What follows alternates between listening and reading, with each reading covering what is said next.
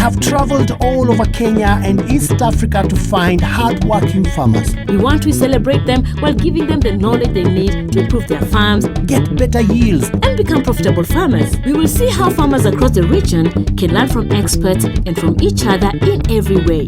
Join us and our experts on this journey and share their families' experiences as they make these changes. Karibu to the Shamba Shape Up Safari.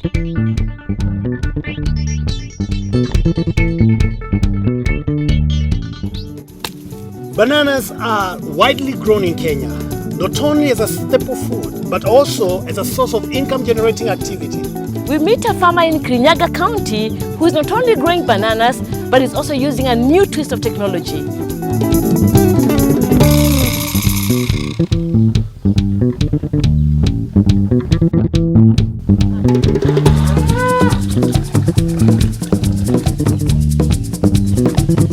Meet Helen Wanjiku, a widow who lives on our 1-acre farm at Gashada in Kirinyaga County.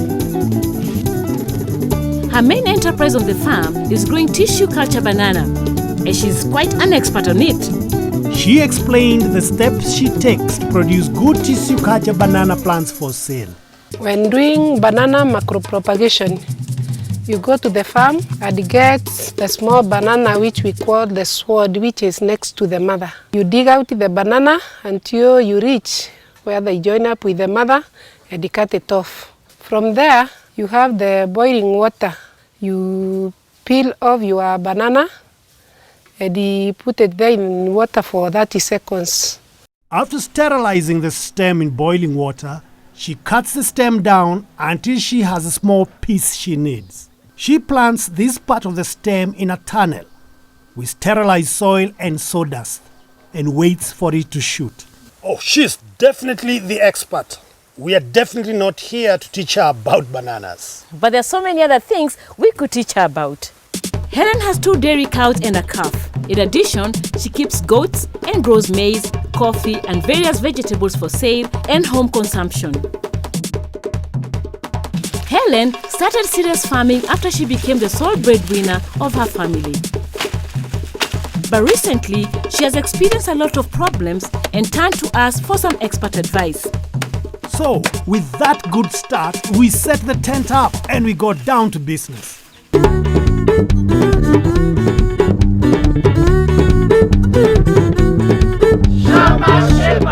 Helen, thank you so much for welcoming us to your home. I'll start by asking you, have you always been a farmer or do you do something else? I've been a farmer throughout. For how long have you lived here? For 25 years. And you've been farming for all that time? Yes. Oh, really? What do you have on your shamba?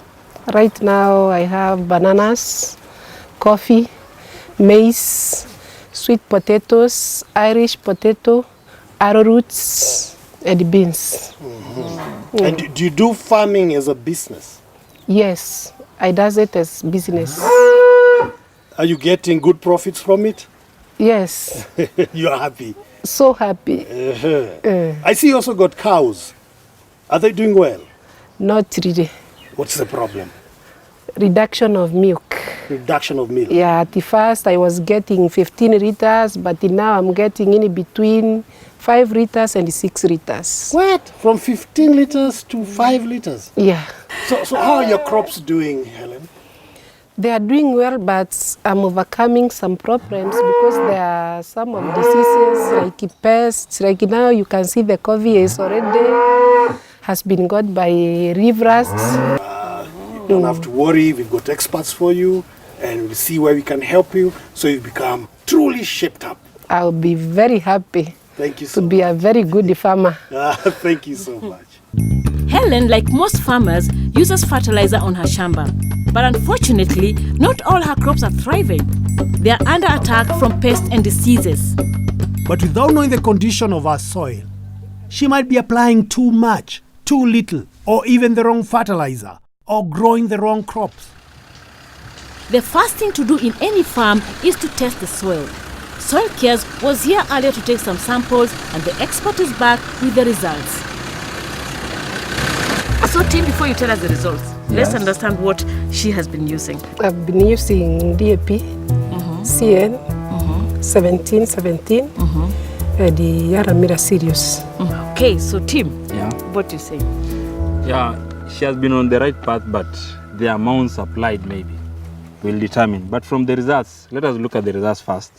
Her soil acidity, the pH is okay for maize growing.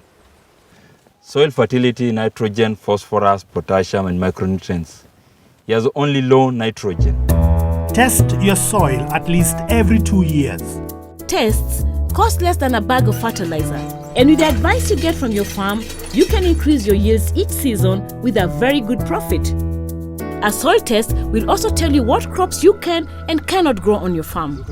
Other suitable crops you can grow on your farm include tubers, grains, and legumes.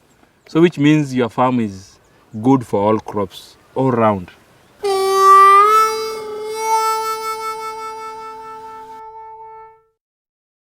Being a member of a farmer group is a very good way to share problems and learn new things. Helen belongs to a group of women farmers, but the group has been having some problems. So we invited Millicent Liani to teach her how she can manage her group better. It is known as VSROE. That means Village Savings Loans Association. The money we contribute is loaned to women according to how much you need. Yet we still have some problems because we get some individuals when enrolled with the money, one moves and it goes. Oh, they don't pay. Yeah, they are not able to pay. When you come rates, give us 20 shillings. When you don't come, if you're absent, you give us 50 shillings. When we come to claim for that fine, we get excuses.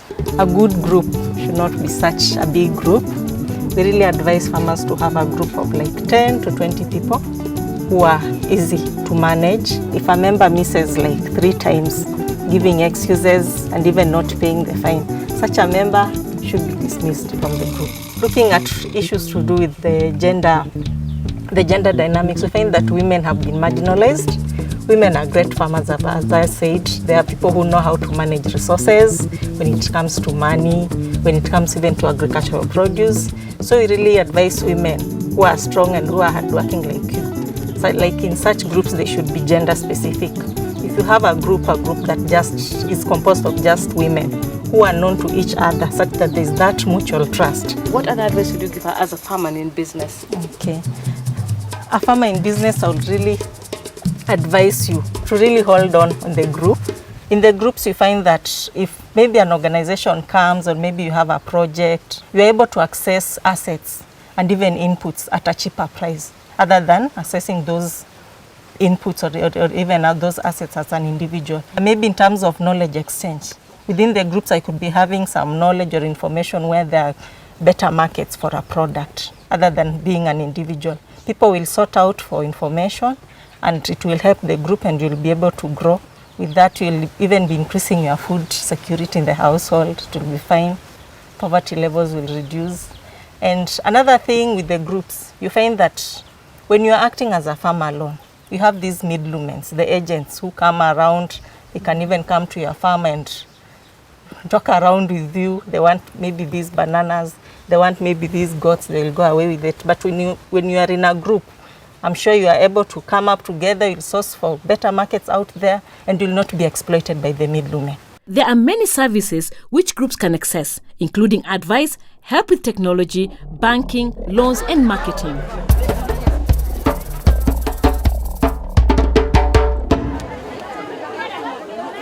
There are special services for groups of women and youth, like the Wezo Fund for Women and Youth and special financial services for women.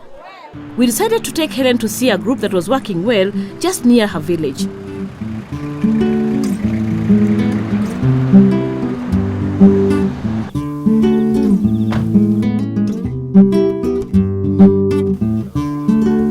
Welcome to Embu Climate Action Team. It's a group of youth and locally we are known as CATs.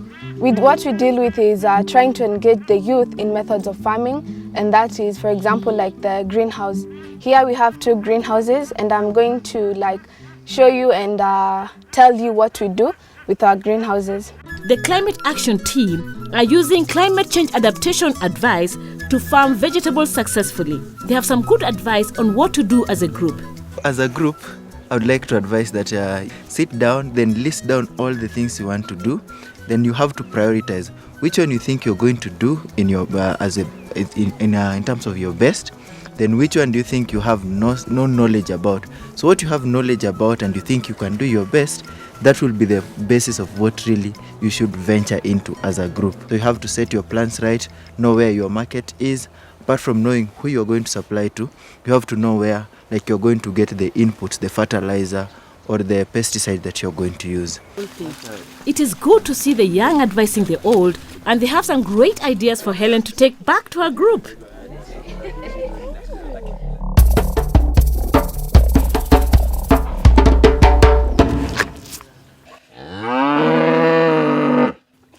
Helen had told us how her milk production had drastically reduced. So we decided to call on Dr. Kivuitu from Unga Farm Care. After a quick inspection of the cows and the shed, he identified the following problems. Mr. Kivuitu, before we start talking about feeds, let's talk a little about the cattle shed. What do you think of it? Number one, I've seen with the cow shed is that the sleeping area or the resting area is not comfortable for the cow. If this cow is not comfortable, it won't give you what you deserve from that cow or what you expect. I've seen there was that wood shavings you had initially used, and that's normally the best. What you need to be doing is to be changing these wood shavings. I've checked on the roofing of the sleeping area. Yeah, the iron sheets are torn due to rust, and that's where when it rains, you get rainwater seeping into the sleeping area. Something else about the cow shed is about the feeding area. It's open to the sun and it's also open to the rain.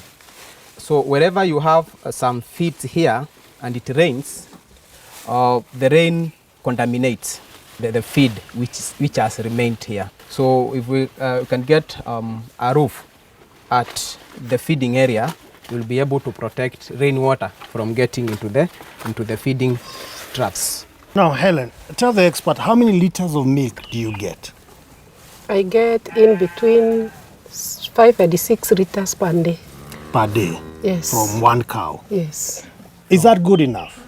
No, that one is not good enough from this good-looking cow, which has a potential of giving more milk if taken good care of. Okay, what should Helen do? The highest percentage of milk production and health of the cow comes from what you feed the cow. For this cow which is producing milk, you need to supplement the feed you are giving it with the Fugo dairy meal.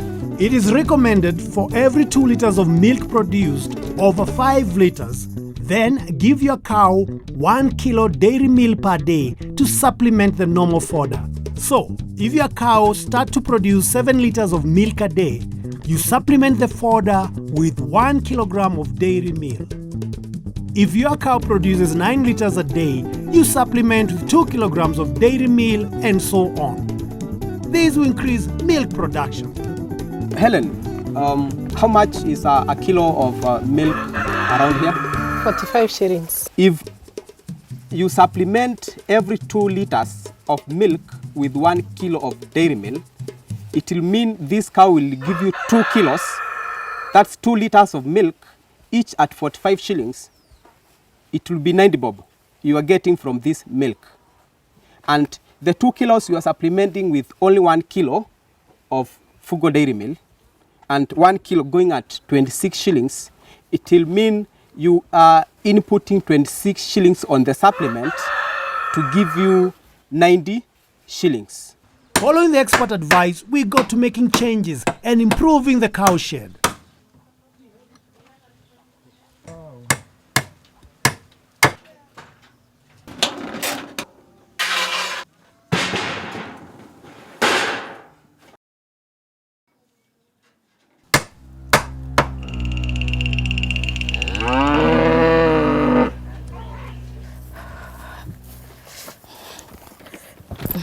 Now Lots of work has been done, Naomi. Yes, and I think it's time to take a break. Oh, yes. There's still more to come right after the break. Coming up, will the family see the light?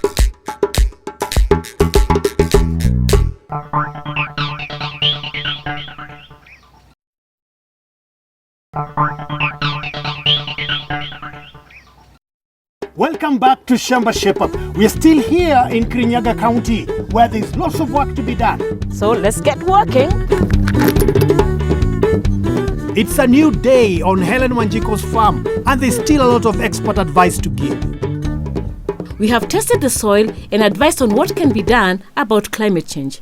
And a top animal expert has shown her how to make her dairy farm more productive. But there's still a lot more to do.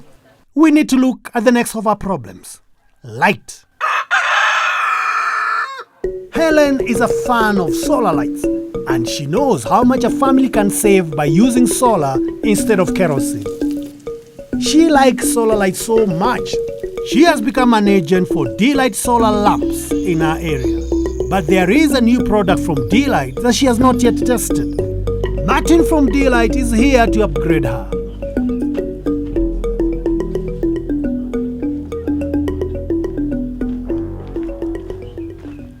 Martin, I'm sure you'll be happy to know that Helen has been using D-Light lamps. I was very delighted When you saw I D-Light. walked in Yeah. and I saw D-Light on the roofs. it was very warm. I saw the big smile. Yes. Now, Helen, how long have you been using D-Lights? 2 years. 2 years. Yes. And how has the experience been?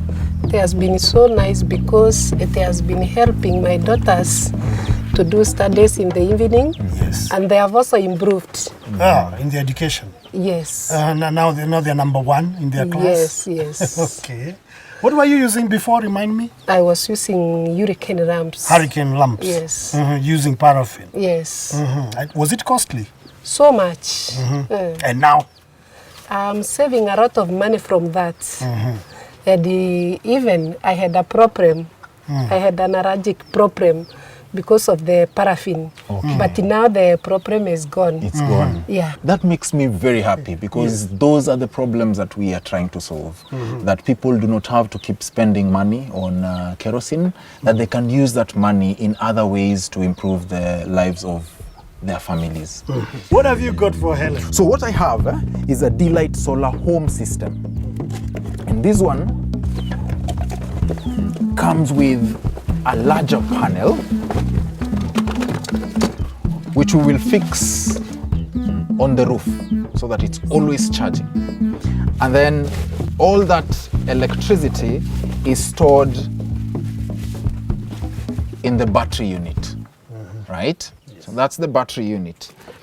And then from there, at the very top, you can see where you connect the lamps. So I have 2 lamps here, and each lamp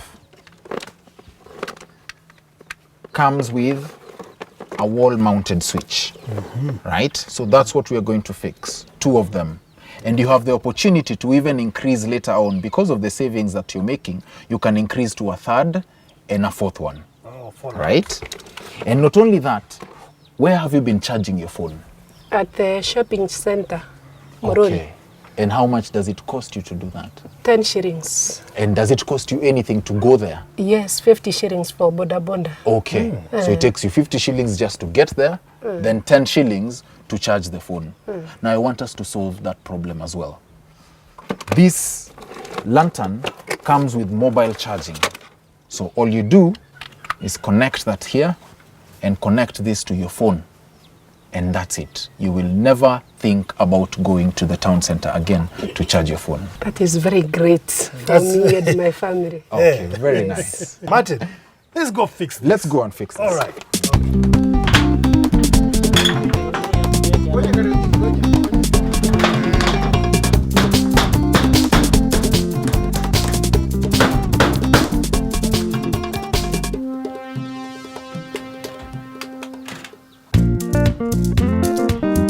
Fake seeds and chemicals are a problem for farmers, and they are always around at the start of the season.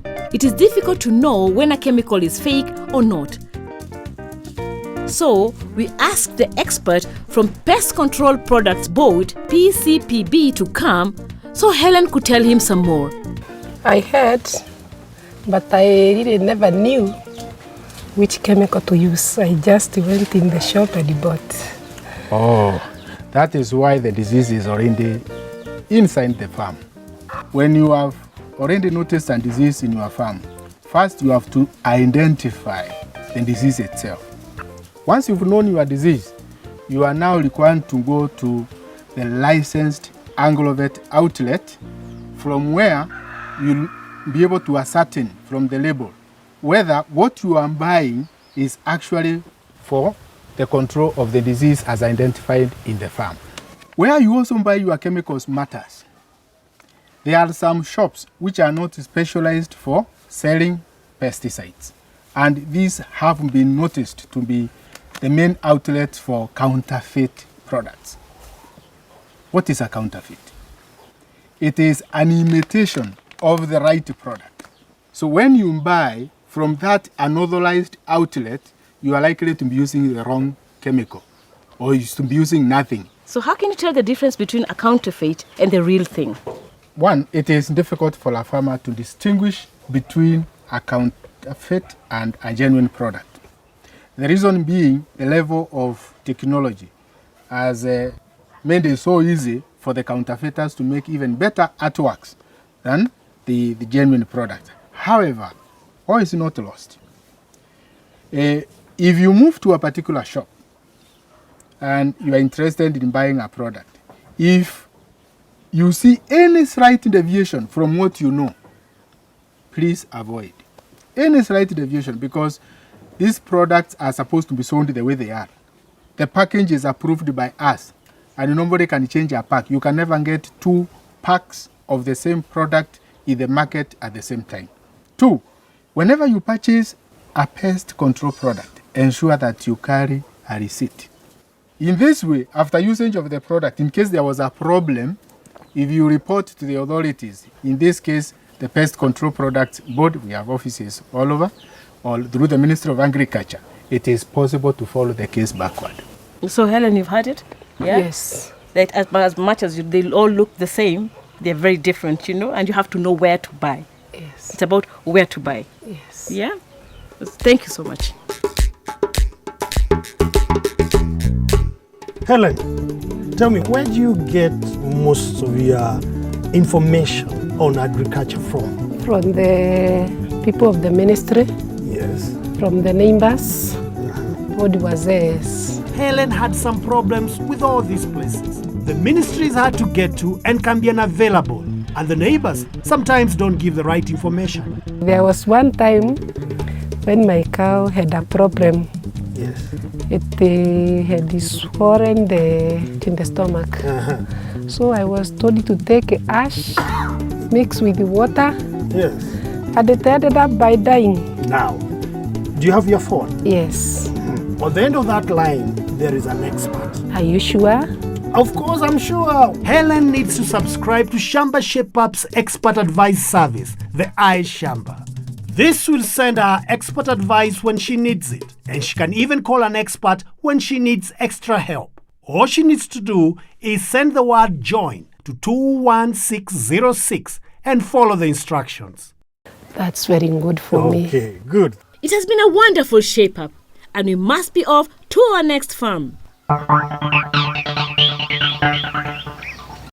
Shamba Shape Up is online. To learn more about today's topics or to watch any of our previous episodes, visit shambashapeup.com, select the episode and click play. You could also visit our Facebook page, Shamba Shape Up, to get more information, get involved in discussions, and also get a chance to enter some of our great competition to win great prizes. You can also find us on Twitter @Shamba Shape Up.